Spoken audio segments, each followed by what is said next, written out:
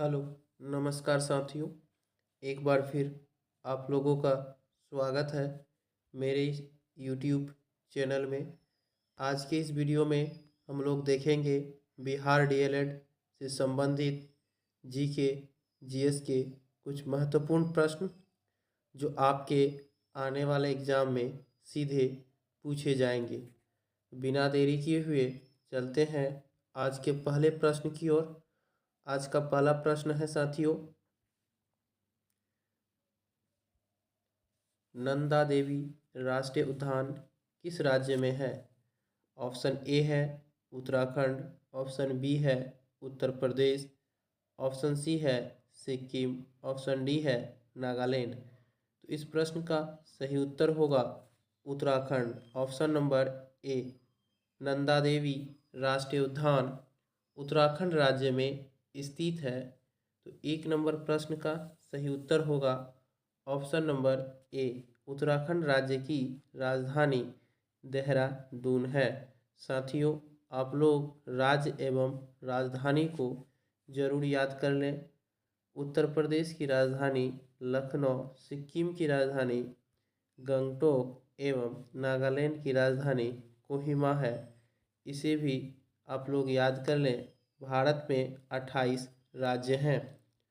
हमारा अगला प्रश्न है, प्रश्न नंबर 2 है साथियों, कि विजयनगर साम्राज्य में आय का मुख्य स्रोत क्या था? तो इस प्रश्न का सही उत्तर होगा भू राजस्व। विजयनगर साम्राज्य में आय का मुख्य स्रोत था भू राजस्व, इसलिए 2 नंबर प्रश्न का सही उत्तर होगा ऑप्शन नंबर बी। साथियों, विजयनगर साम्राज्य के सबसे प्रसिद्ध शासक कृष्णदेव राय थे। इसे भी आप लोग ध्यान में रखेंगे। हमारा अगला प्रश्न है, प्रश्न नंबर 3।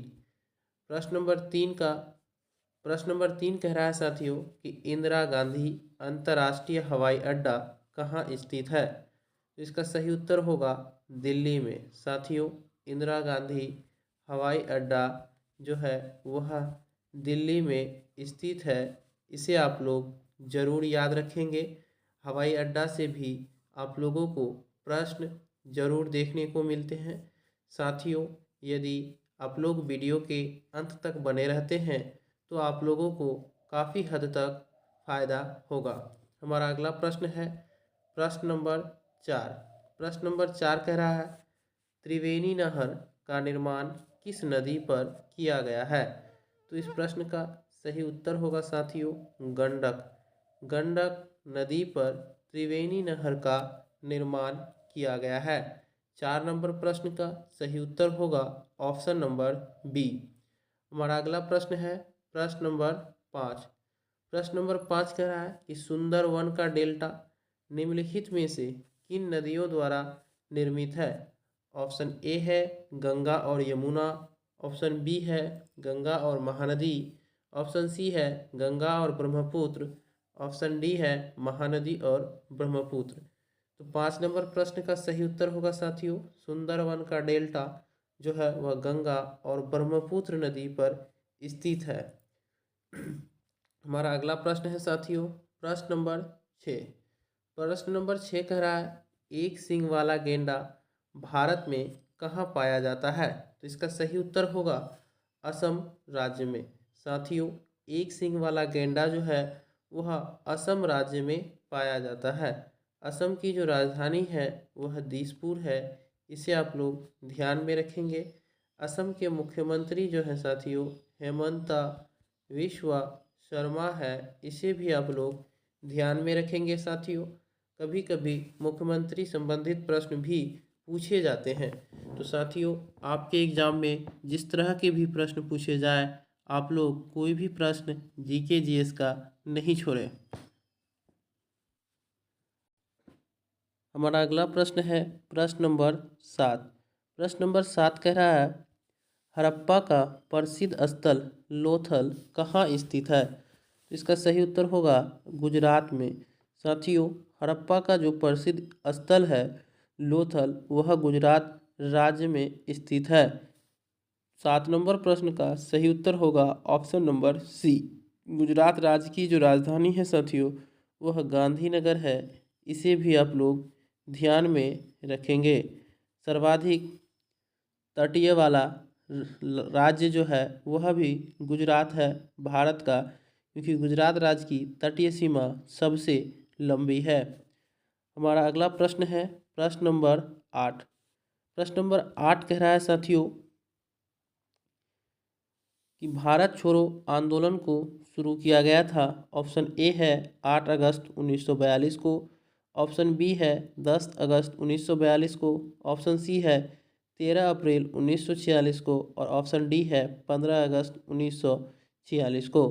तो इस प्रश्न का सही उत्तर होगा साथियों, भारत छोड़ो आंदोलन को 8 अगस्त 1942 को शुरू किया गया था, इसलिए 8 नंबर प्रश्न का सही उत्तर होगा ऑप्शन नंबर ए। साथियों, इसी आंदोलन में महात्मा गांधी ने करो या मरो का नारा दिया था। करो या मरो का नारा महात्मा गांधी ने भारत छोड़ो आंदोलन के दौरान दिया था। इसे आप लोग याद रखें। और भारत छोड़ो आंदोलन की शुरुआत 8 अगस्त 1942 को हुआ था। इसे अगस्त की क्रांति के नाम से भी जाना जाता है। हमारा अगला प्रश्न है साथियों प्रश्न नंबर 9। प्रश्न नंबर 9 कह रहा है साथियों कि भारत में खनिजों में सबसे समृद्ध पठार है। ऑप्शन ए है छोटा नागपुर का पठार, ऑप्शन बी है मैसूर का पठार, ऑप्शन सी है दक्कन का पठार और ऑप्शन डी है मालवा का पठार। तो इस प्रश्न का सही उत्तर होगा दोस्तों, भारत में खनिजों में सबसे समृद्ध जो है वह छोटा नागपुर का पठार है। इसलिए 9 नंबर प्रश्न का सही उत्तर होगा ऑप्शन नंबर ए। भारत में खनिजों में सबसे समृद्ध छोटा नागपुर का पठार है। प्रश्न नंबर 10 है साथियों, निम्नलिखित में से कौन सा भारत का पहला जैवमंडल आरक्षित क्षेत्र है। तो इस प्रश्न का सही उत्तर होगा साथियों नीलगिरी। भारत का पहला जैवमंडल आरक्षित क्षेत्र नीलगिरी है, इसे आप लोग याद रखेंगे साथियों। यह तमिलनाडु राज्य में स्थित है। हमारा अगला प्रश्न है प्रश्न नंबर 11। प्रश्न नंबर 11 कह रहा है काली क्रांति किस से संबंधित है। तो इसका सही उत्तर होगा पेट्रोलियम और कच्चा तेल। पेट्रोलियम और कच्चा तेल का संबंध काली क्रांति से है, इसे भी आप लोग याद रखेंगे साथियों। हमारा अगला प्रश्न है प्रश्न नंबर 12। प्रश्न नंबर 12 कह रहा है साथियों कि स्टैचू ऑफ यूनिटी किस राज्य में स्थित है। ऑप्शन ए है तमिलनाडु, ऑप्शन बी है गुजरात, ऑप्शन सी है सिक्किम, ऑप्शन डी है राजस्थान। तो साथियों इस प्रश्न का सही उत्तर होगा कि स्टैचू ऑफ यूनिटी जो है वह गुजरात राज्य में स्थित है।